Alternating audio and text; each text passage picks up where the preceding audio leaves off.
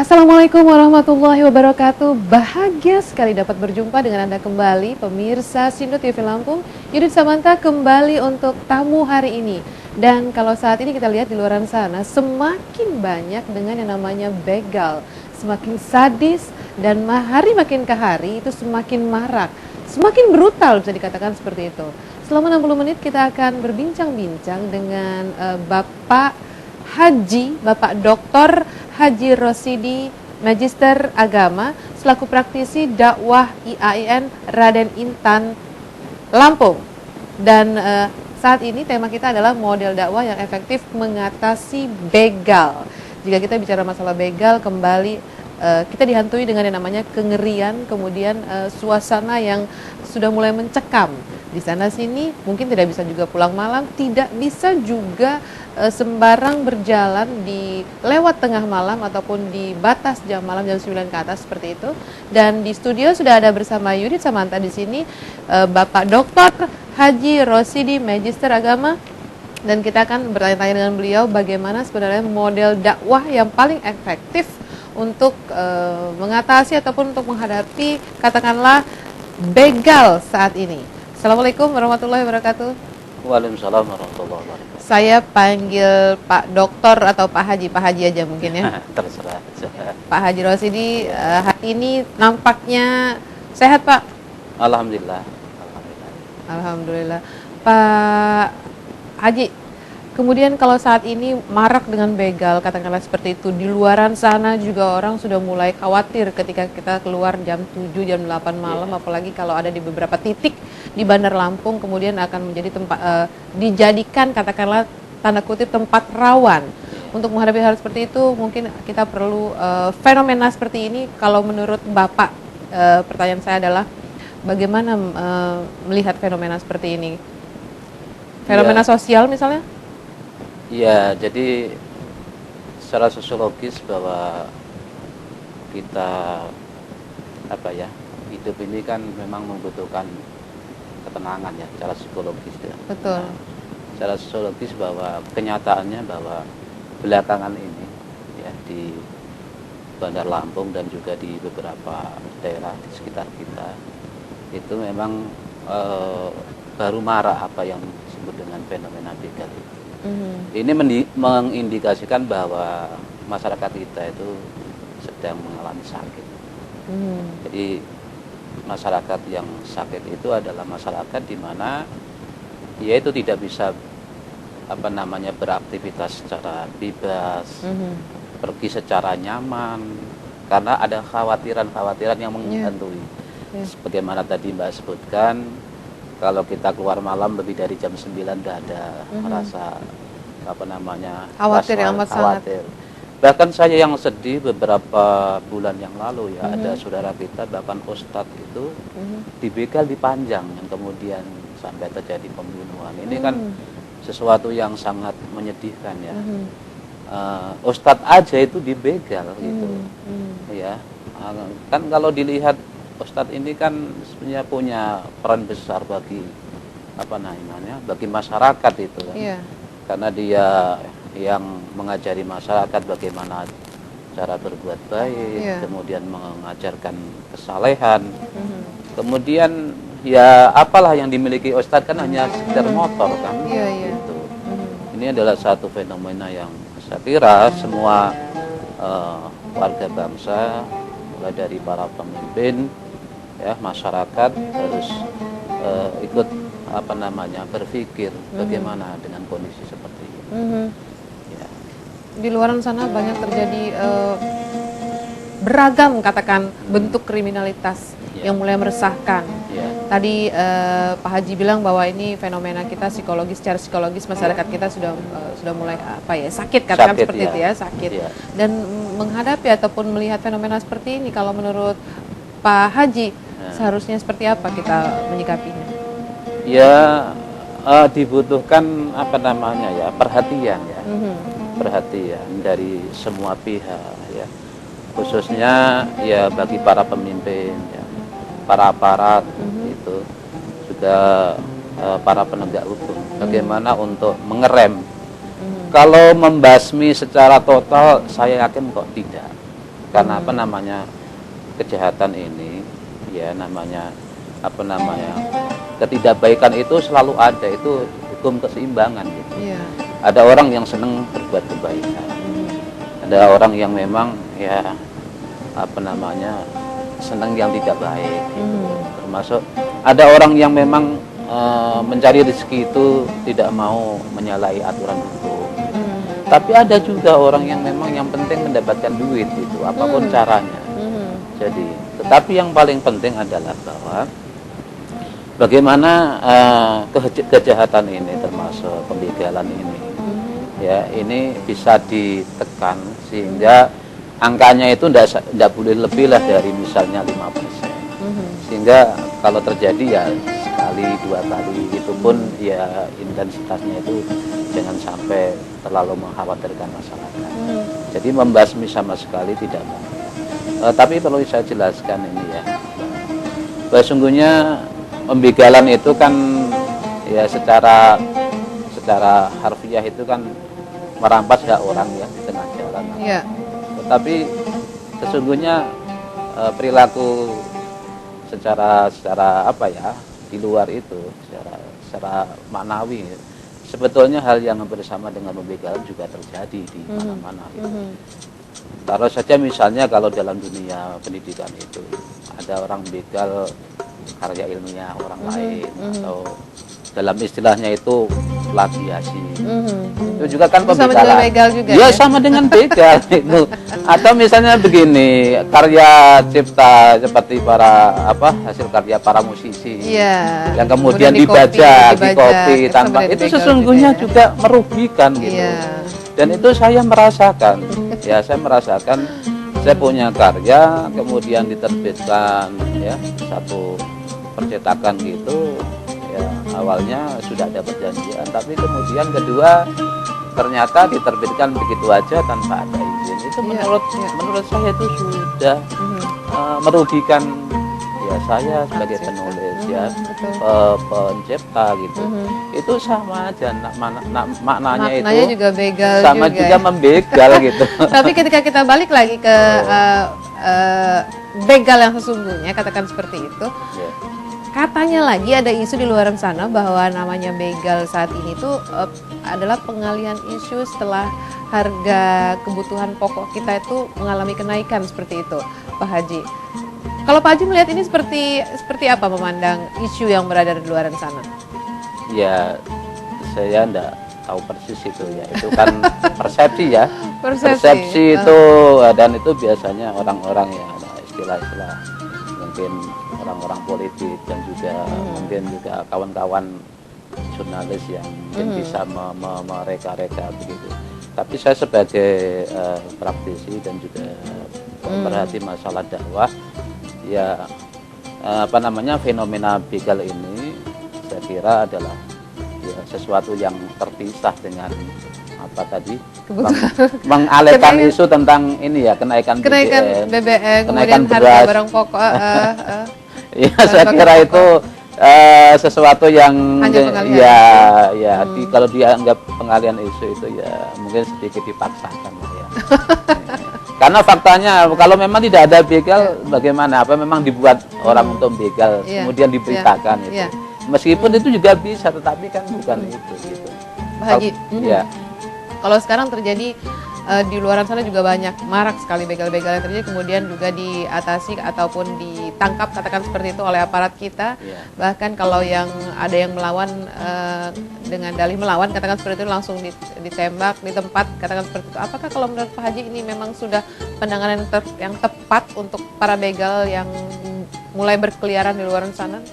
Jangan dijawab dulu Pak Haji. Pemirsa, jangan kemana-mana, kami akan kembali setelah pariwara berikut ini dan tetap di Tamu Hari Ini. Allahu Akbar, Allahu Akbar, Ya Rahmanu irham ta'afana.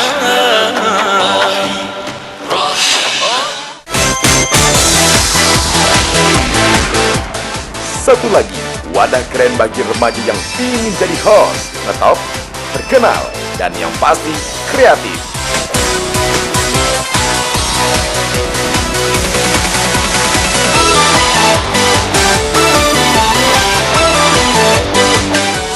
Saksikan LTV 16 setiap hari Sabtu dan Minggu pukul 16 waktu Indonesia Barat hanya di Sindo TV Lampung.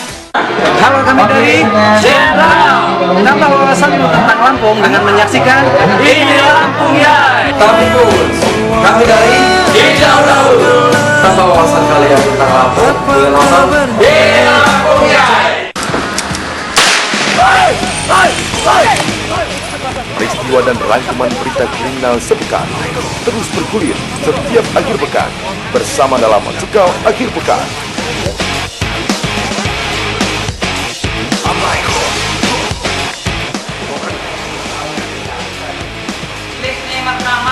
Tayang setiap hari Sabtu dan Minggu pukul 15.30 waktu Indonesia Barat hanya di Sindo TV Lampung.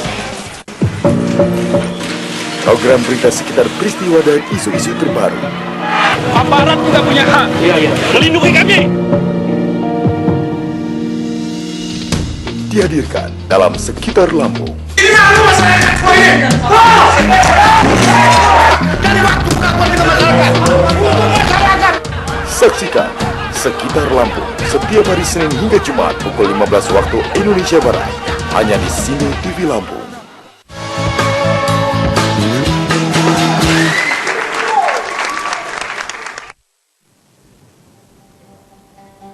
Ya, kembali lagi di program tamu hari ini, dan di segmen kali ini kita masih tetap bersama dengan tamu saya yang sangat spesial, yaitu Dr. Haji Rosyidi Magister Agama selaku praktisi dakwah IAIN Raden Intan Lampung.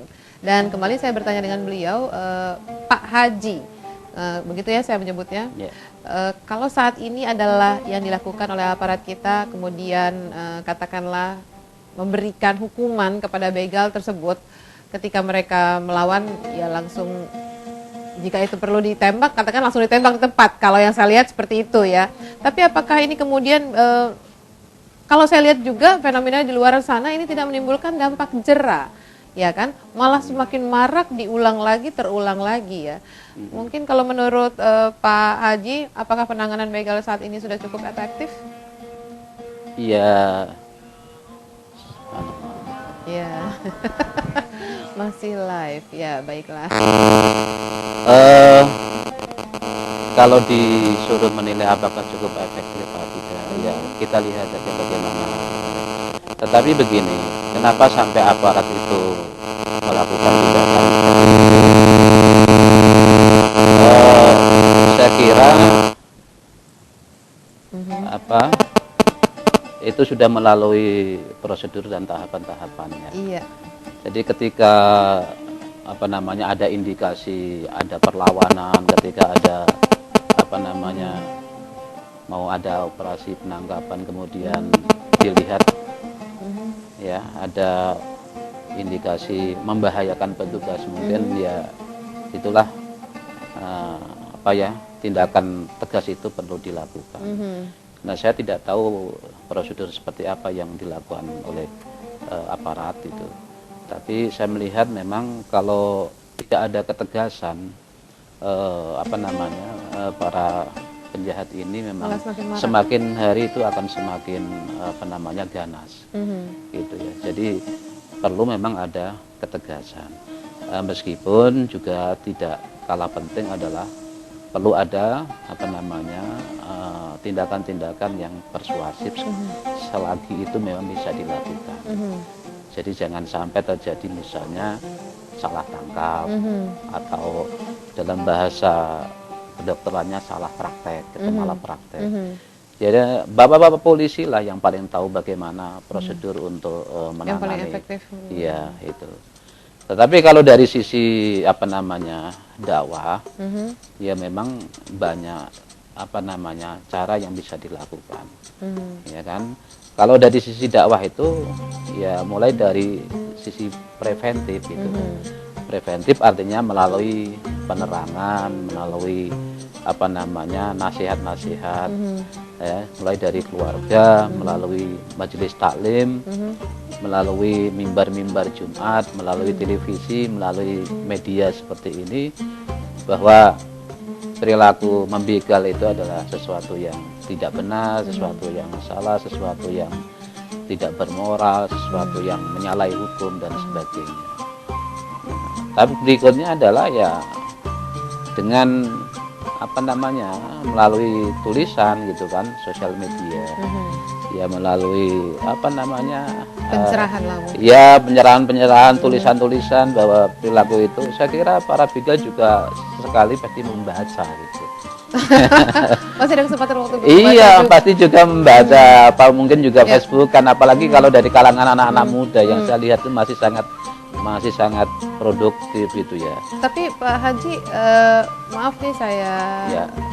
setelah sedikit, apakah kemudian tindakan yang dilakukan aparat kita itu bisa dikatakan humanis seperti itu? Atau kalau memang itu yang terjadi di luar sana juga, tadi Pak Haji bilang ya mungkin tepat untuk sisi dari hukumnya ya, seperti itu ya, apa yang mereka lakukan kemudian mereka mendapatkan balasannya seperti itu. Tapi masih banyak juga fenomena di luar sana dan makin bertambah jumlahnya, Pak Haji. Iya, kalau dilihat dari ya humanis apa tidak, humanis itu artinya manusiawi apa tidak, kan gitu. Nah, tentunya di sini ada benturan kepentingan antara saya kira kalau Iya. ya kalau ini disandingkan itu mungkin ada ketidaksinkronan gitu. Bagaimana penjahat yang sadis merampas motor orang, kadang membunuh seperti kawan saya tadi, kemudian didekati secara humanis, memang ketemu gitu. Iya. Itu kan tidak ketemu. Gitu.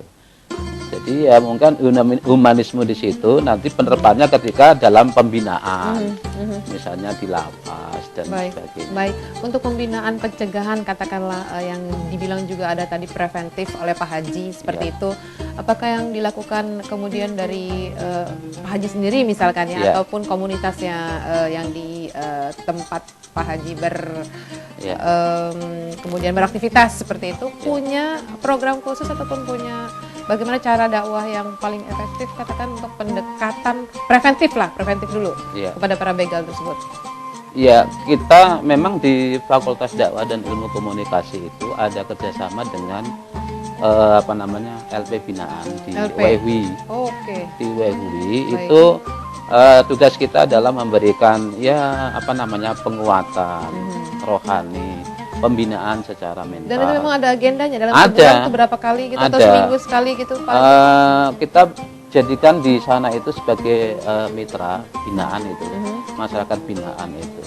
Dan saya juga sering ikut itu misi itu, acara-acara Ramadan gitu, ada semacam pesantren ya gitu. Jadi itulah kemudian di situ kita memang menggunakan pendekatan humanis benar kalau di situ. Tapi ketika misalnya Pak Polisi nangkap penjahat di jalan, ya mungkin tidak tepat menggunakan pendekatan humanis itu. Iya, langsung sesuai dengan takarannya masing-masing mungkin, sesuai dengan posisinya masing-masing. Iya. Tetapi kalau kita ya sedang memberikan pembinaan warga itu, ya memang harus secara sedikit nih, hati ke hati. dari hati ke hati sedikit ya. Saya ingin mengetahui apakah ketika mengadakan pendekatan dengan katakanlah orang yang biasa-biasa saja berprofesi biasa, artinya tidak melakukan kejahatan, apakah lebih berat ketika melakukan pendekatan ataupun pembinaan kepada begal katakan seperti itu, atau punya tantangan khusus? Apa memang agak sulit? Seperti apa dakwah yang dilakukan?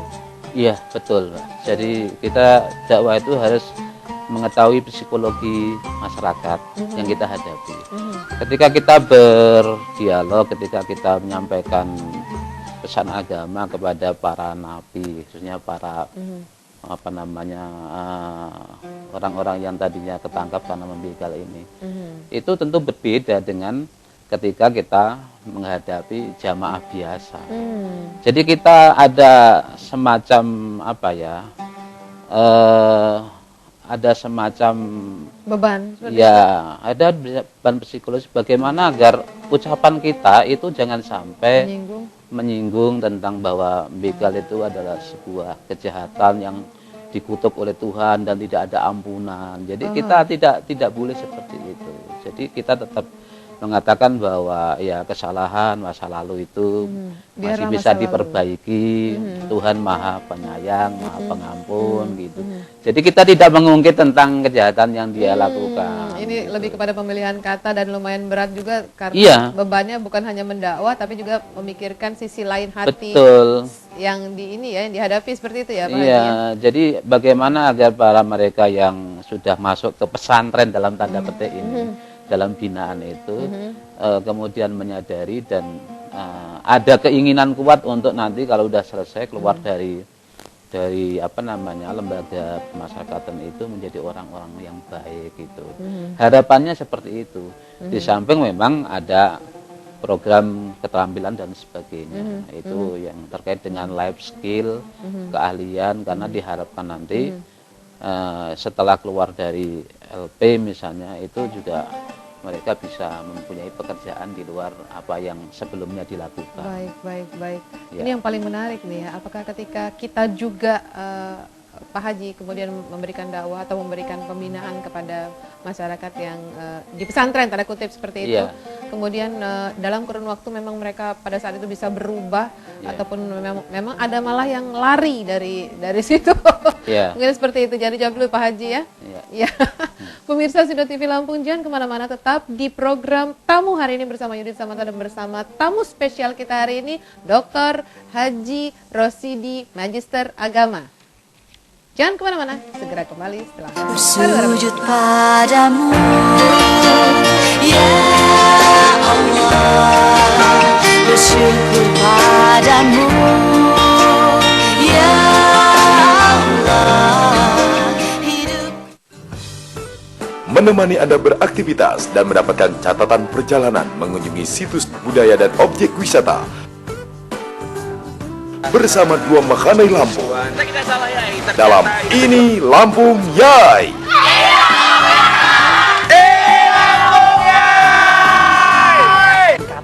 Wow banget kan. Untuk mencapai daerah itu cukup Tayang setiap hari Sabtu dan Minggu pukul 15 waktu Indonesia Barat hanya di Sindo TV Lampung. Satu lagi, wadah keren bagi remaja yang ingin jadi host, tetap terkenal, dan yang pasti kreatif.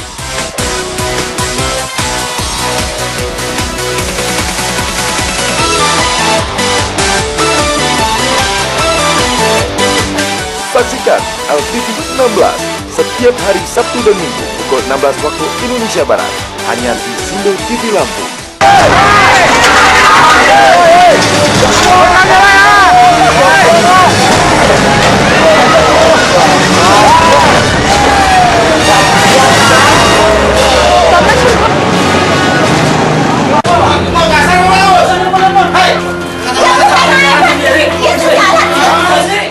Barometer kriminalitas dan tindak kejahatan kami hadirkan.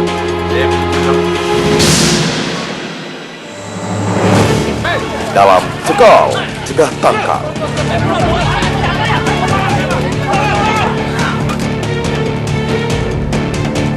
Setiap hari Senin hingga Jumat pukul 15.30 waktu Indonesia Barat hanya di Sindo TV Lampung.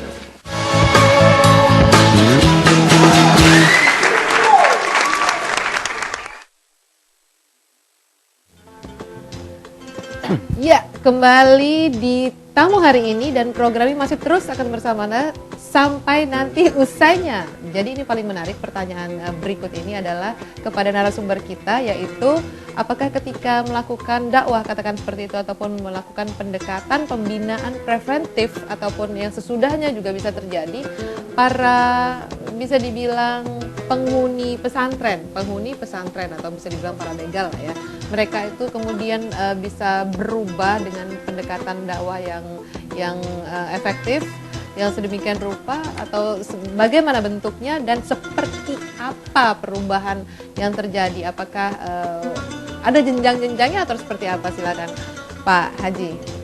Iya, pembinaan para begal itu yang kita lakukan itu ya di lembaga pemasyarakatan ya pada umumnya. Jadi harapannya itu kan ada proses penyadaran bahwa apa yang dilakukan itu adalah satu jalan yang salah, ya jalan yang salah. kemudian ada penyesalan, kemudian nanti diharapkan itu ada perubahan perilaku setelah mereka keluar dari yaitu tadi pesantren di LP tanda itu, kutip ya. itu ya. Tetapi fenomenanya kemudian ternyata ini ada dua. Ya. Ada yang sadar kemudian kembali jalan yang benar. Inilah yang Ya. kita harapkan. Iya, iya. Kemudian menjadi orang yang baik gitu ya di masyarakat. Tapi yang kedua, yang banyak itu juga setelah keluar karena mereka bingung, tidak tahu apa namanya mau kerja apa, Balik ya, lagi. mau cari penghasilan apa, akhirnya balik lagi gitu. Sebenarnya balik maning gitu. Pak Haji, Nah, itu. agak sedikit pertanyaan saya nih. Ketika itu dilakukan dakwah, model dakwah yang paling efektif itu pendekatan secara persuasif, Pak Haji bilang tadi Iya. seperti itu ya, betul Iya, ya? iya. Ya. Dan ketika itu emang ada, boleh tahu nggak kira-kira berapa lama durasinya atau ada step-stepnya, ada tahapan-tahapannya? Awalnya kita pendekatan seperti ini, mendekati para ya katakanlah yang ada di LP seperti itu ya, yang begal atau yang melakukan kriminalitas dan lain-lain itu. Atau ada tingkatannya tersendiri menghadapi begal seperti ini, menghadapi ini seperti ini. Ya, secara umum memang kalau dalam metode dakwah itu sebenarnya kan ada 3 model ya. Ya, model tulisan itu dengan nasihat itu. Nasihat. Ya, seperti di LP juga kita berikan nasihat. Iya. Kita kasih apa namanya wawasan. Ya, tentang ilmu agama. Apa sih tujuan hidup itu? Ya, manusia itu dunia mau ngapain, kemudian kemana setelah ini kehidupan itu juga perlu diberikan. Kemudian tentang bagaimana cara beribadah, misalnya yang mereka belum bisa ibadah itu, kita harapkan juga nanti ada apa namanya kesadaran untuk beribadah, karena kalau orang itu mau beribadah, insya Allah itu akan ini apa? Akan Lebih bisa menerangi jalan hidupnya Iya. gitu kan. Kan diharapkan setelah mereka mau beribadah itu ya kemudian apa namanya bisa mengerem perilaku jahatnya itu.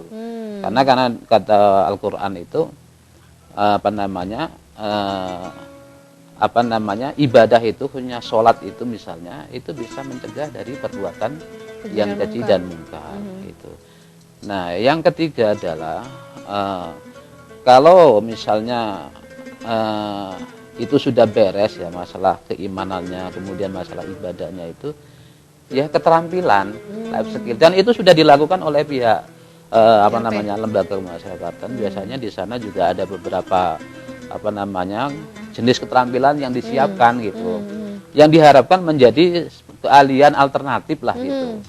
Nah, itu sudah benar. Jadi orang itu ya punya ilmu misalnya, mau ibadah tapi kalau tidak punya pekerjaan itu kan negatif pikirannya. Iya kan. Kemudian punya pekerjaan tapi tidak punya ilmu juga tidak baik gitu. Jadi ada iman, ada ilmu, ada pekerjaan, insya Allah orang itu tidak akan begal lagi gitu.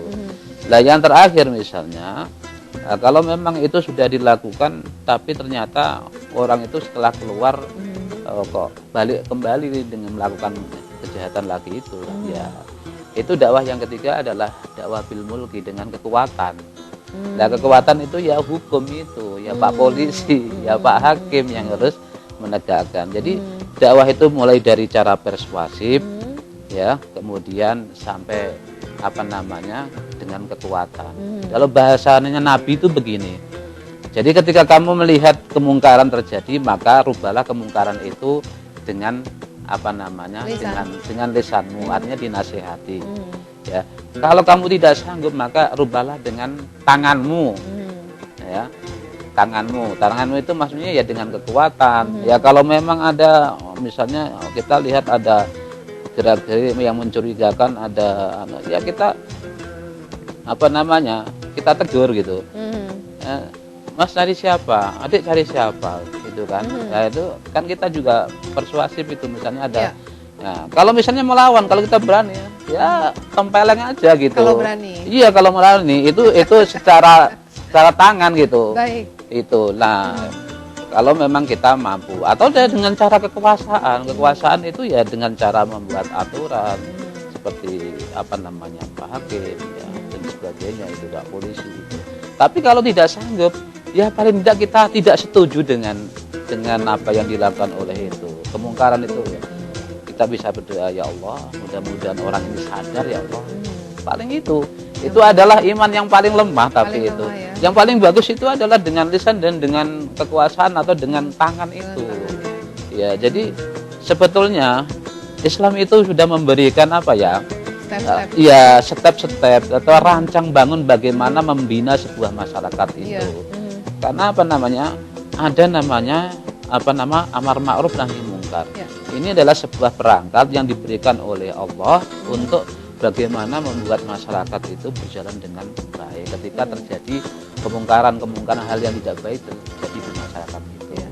Ya. Gitu. Jadi itulah apa tahapan-tahapan yang harus dilakukan.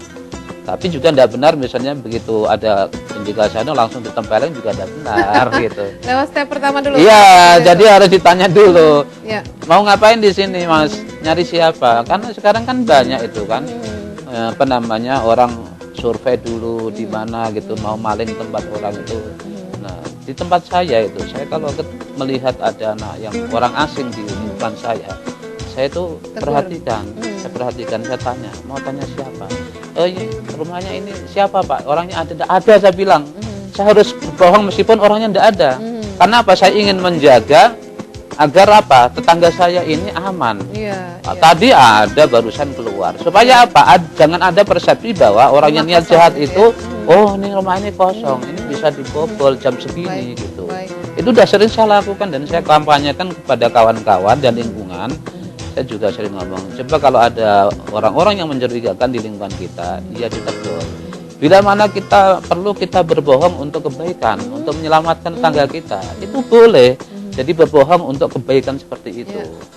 Daripada misalnya kita tidak mau tahu, kita tahu-tahu, atau kita jujur ya, kita jujur.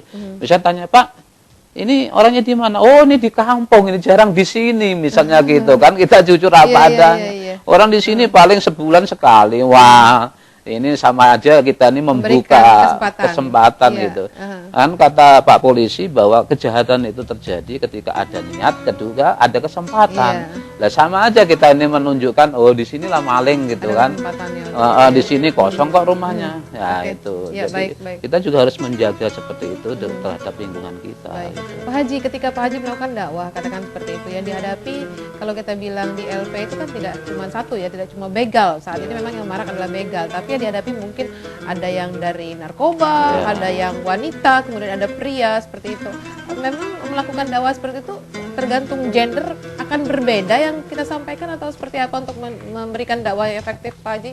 Iya, dalam fikih dakwah itu atau metode dakwah itu kan harus melihat dulu siapa yang kita hadapi. Oh iya, ini seru Pak Haji, tapi ditahan dulu Pak Haji. Kita lihat dulu siapa yang dihadapi dan kita lihat dulu iklan yang berikut ini. Bila mungkin ada luka, coba tersenyumlah. Bila mungkin tawa, coba bersabarlah. Karena air mata tak abadi. Program berita sekitar peristiwa dan isu-isu terbaru. Aparat juga punya hak. Iya. Melindungi kami. Dihadirkan dalam Sekitar Lampung. Ini adalah masyarakat semua ini. Dari waktu pengakuan dengan masyarakat. Untuk masyarakat. Saksikan Sekitar Lampung setiap hari Senin hingga Jumat pukul 15 waktu Indonesia Barat. Hanya di Sino TV Lampung. Menemani Anda beraktivitas dan mendapatkan catatan perjalanan mengunjungi situs budaya dan objek wisata bersama dua Makhanai Lampung dalam Ini Lampung Yai.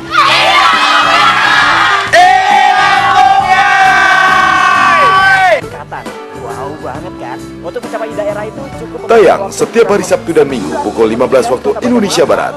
Hanya di Sino TV Lampung.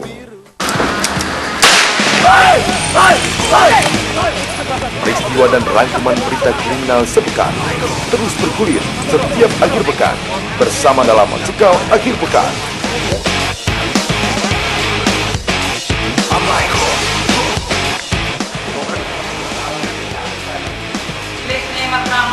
Tayang setiap hari Sabtu dan Minggu pukul 15.30 waktu Indonesia Barat. Hanya di Sino TV Lampung.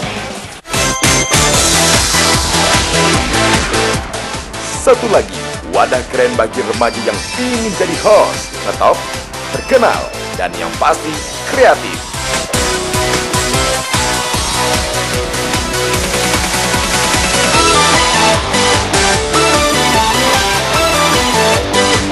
Saksikan LTV 16 setiap hari Sabtu dan Minggu pukul 16 waktu Indonesia Barat hanya di Sindo TV Lampung.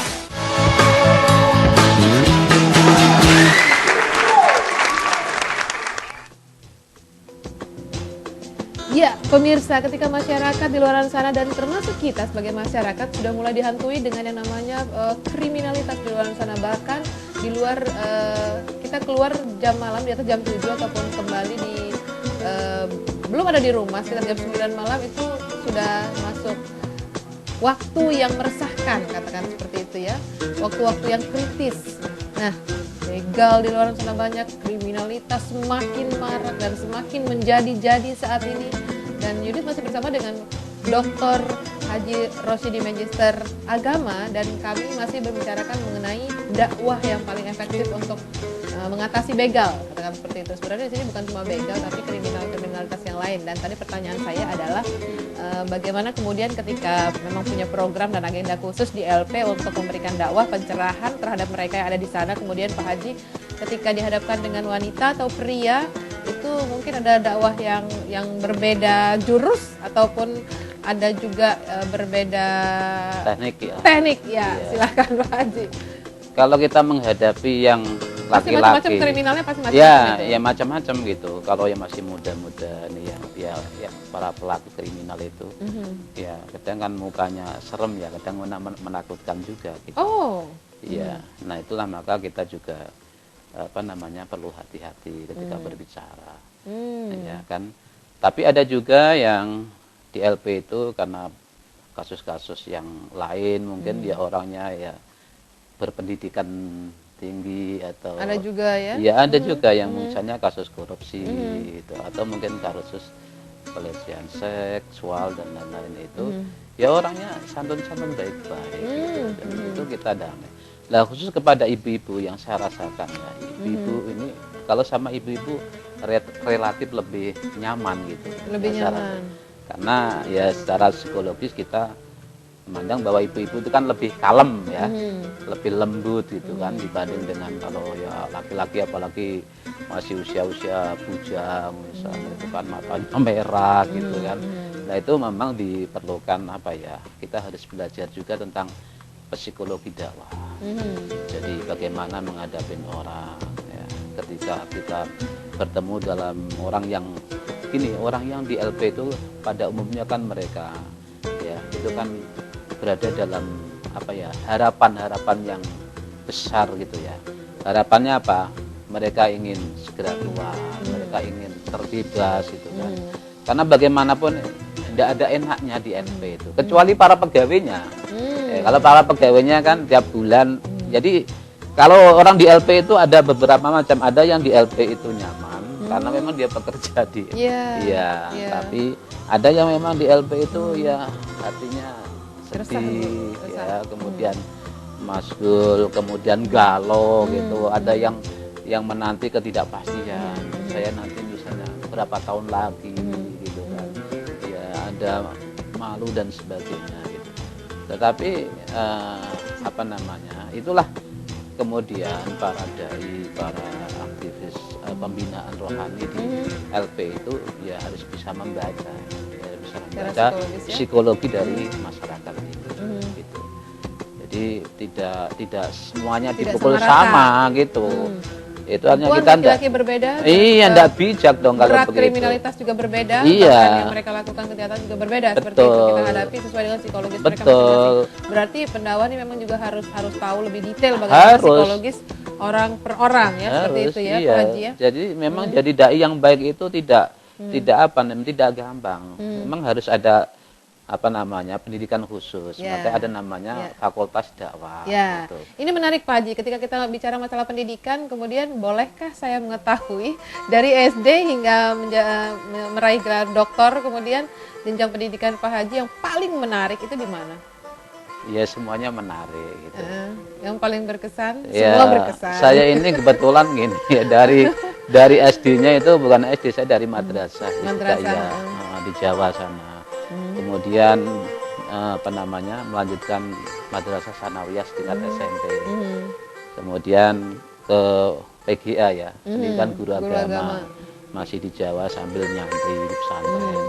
Kemudian saya S1 saya di Semarang gitu. Di Yayan Wali Songo Semarang. Kemudian setelah tamat itu tahun 92 saya ke sini ya cari kerja gitu kan. Diterima di Yayan Raden Intan. Kemudian ya mengabdi menjadi dosen. 10 tahun kemudian ini jadinya lama itu. Saya baru melanjutkan studi lagi, lanjut di UIN Syarif Hidayatullah Jakarta. Ya, itu juga berat karena satu sisi kita ninggalin keluarga, ninggalin anak gitu kan, kita wirawiri Jakarta sini. Sudah punya keluarga, sudah punya anak pada saat itu untuk meraih gelar tersebut? Iya, gitu. Kemudian terbentur dengan apa lagi masalahnya? Ya, masalah biaya biasa. Untuk urusan biaya ini bagaimana Pak Haji mensiasatinya? Ya, kita memang harus berhemat, apalagi waktu itu saya masih pegawai baru, golongan kecil. Ya, alhamdulillah ya istri saya itu tahu dan bisa menopang saya sambil dia membantu dia bekerja seperti Mbak inilah juga dia kerja bisa membantu. Kalau Mbak istri saya ya mungkin saya juga berat. Dan 10 tahun kemudian saya 2011 kemarin saya daftar di UIN Sunan Kalijaga. Baru Desember kemarin saya ada ujian tertutup. Ujian tertutup bisa. Dan insya Allah ini bisa dijelaskan mengenai ujian tertutup tersebut? Ya, ujian tertutup itu seperti munakosah itulah kalau bahasanya ini pokoknya ditanyain apa yang menjadi kegundahan akademik, kenapa meneliti ini gitu kan, apa alasannya dan seterusnya ya seperti itulah. Gitu. Dan memang yang saya rasakan paling berkesan ya di S3 ini karena apa? Karena saya kebetulan ketemu penguji yang agak sedikit galak gitu ya. Ya saya sampai di istilahnya dalam bahasa kasarnya itu dimaki-maki gitu. Pada saat tes ujian tertutup tersebut? Iya, dan dalam bimbingan itu saya dianggap tidak bisa nulis dan sebagainya. Tapi itu sebuah ujian saya ketika saya lapor cerita sama promotor saya yaitulah bahwa studi lanjut itu ya di S3 itu bukan hanya ujian akademik tapi juga ujian iman. Ujian iman. Dan ujian kesabaran. Iya. Dan yang paling berat ujian kesabaran. Ujian kesabaran. Jadi saya sampai ya istilahnya itu kok saya udah seperti itu saya masih dianggap tidak bisa nulis. Saya ini padahal judul disertasinya pada waktu itu apa Pak Haji? Ya saya mengangkat tokoh nasional kita ya. Gus Dur ya, dakwah multikultural Abdurrahman Wahid. Luar biasa. Kita lanjutkan nanti ya Pak Haji ya. Pemirsa jangan kemana-mana, tetap di program Tamu Hari Ini bersama tamu saya yang paling spesial, Dr. Haji Rosidi, Magister Agama. Akan kembali setelah pariwara berikut ini. Ku bersujud, terus bersujud untuk memohon ridhomu. Aku yakin engkau ada.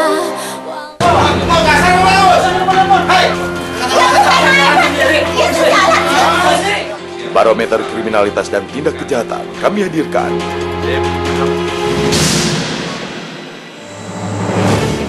Dalam Cekal, Cegah Tangkal.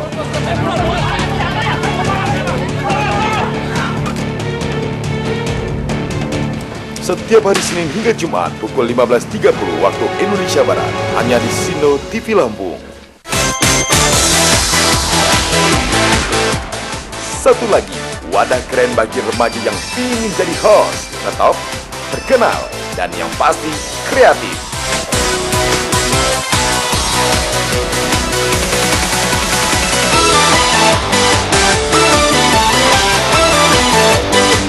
Saksikan LTV 16 setiap hari Sabtu dan Minggu pukul 16 waktu Indonesia Barat hanya di Sino TV Lampung. Halo, kami dari Jenderal. Tambah wawasanmu tentang Lampung dengan menyaksikan Ini Lampung ya. Terus kami dari Hijau Laut. Tambah wawasan kalian tentang Lampung dengan nonton Ini Lampung ya. Program berita sekitar peristiwa dan isu-isu terbaru. Aparat juga punya hak. Melindungi kami.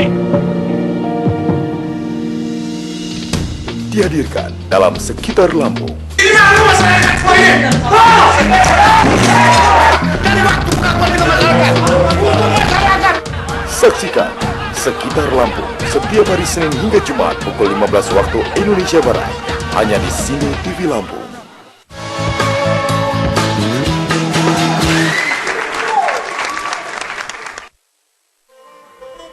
Ya pemirsa, kita kembali lagi di tamu hari ini dan kita masih bersama dengan tamu saya yang paling spesial, Dr. Haji Rosidi, Magister Agama. Dan beliau ini adalah selaku praktisi dakwah IAIN Raden Intan Lampung, seperti itu ya. Pak, tadi kita sudah bicara-bicara masalah pendidikan, mulai dari madrasah, kemudian sampai dengan meraih gelar S3 ya, doktor seperti itu.